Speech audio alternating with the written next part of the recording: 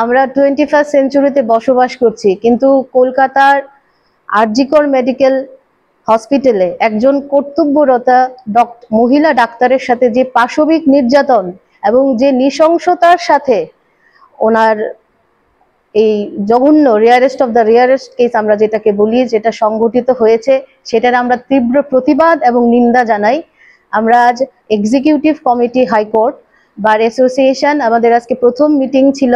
এই মিটিংয়ে আমরা সিদ্ধান্ত নিয়েছি যে আমরা প্রেস রিলিজও দিয়েছি এই বিষয়টা নিয়ে, যে আমরা এটার এই যে সভ্যতা বিরোধী এই নারকীয় জঘন্য ঘটনার আমরা তীব্র প্রতিবাদ জানাচ্ছি এবং আমরা অনুরোধ করছি যে যেন সুষ্ঠু তদন্তের মাধ্যমে দোষীদের শনাক্ত করা হয় এবং কঠোরতম শাস্তি, দৃষ্টান্তমূলক শাস্তি যেন প্রদান করা হয়।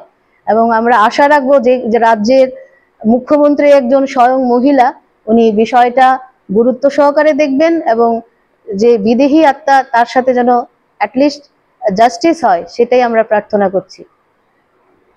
এই বিষয় নিয়ে আপনার কোনো আন্দোলনের পরিকল্পনা রয়েছে কি নতুন কমিটি? আমরা চেষ্টা করব সোমবারে যদি আমার সম্ভব হয়, কারণ আমাদের যিনি আমাদের সেক্রেটারি সাহেব রয়েছেন এবং প্রেসিডেন্ট, ওনারা আউট অফ স্টেট আছেন। আমরা সমস্ত আইনজীবী এবং আমরা এক কণ্ঠেই, this is our common voice, যে আমরা সবাই প্রতিবাদে সামিল হব। কি ধরনের শাস্তি চাইছেন আপনারা? আমরা দৃষ্টান্তমূলক শাস্তি চাইছি, যে একটা সুস্থ মেয়ের উপরে, যে কিনা কর্তব্যরত ছিল, উনি একজন চিকিৎসক ছিলেন, যারা ভগবানের দ্বিতীয় রূপ, যারা আমাদের প্রাণ দেন, প্রাণ বাঁচান, ওনাদের সাথেই যদি এরকম হয়, তাহলে সমাজ আজ কোন জায়গায় গেছে। সেই জন্য চূড়ান্ত শাস্তির ব্যবস্থা চাইছি এবং আমরা সেটা হাইয়েস্ট ফোরাম অফ জাস্টিস, যেটা আমরা ত্রিপুরার রাজ্যের মহামান্য হাইকোর্ট আমরা বলে জানি, সেই হাইকোর্টের এক্সিকিউটিভ কমিটির পক্ষ থেকে এটা আমাদের সবার সম্মিলিত, আপনি বলতে পারেন আমাদের কমন ভয়েস, যে আমরা দোষীদের চূড়ান্ত শাস্তি চাইছি। ধন্যবাদ।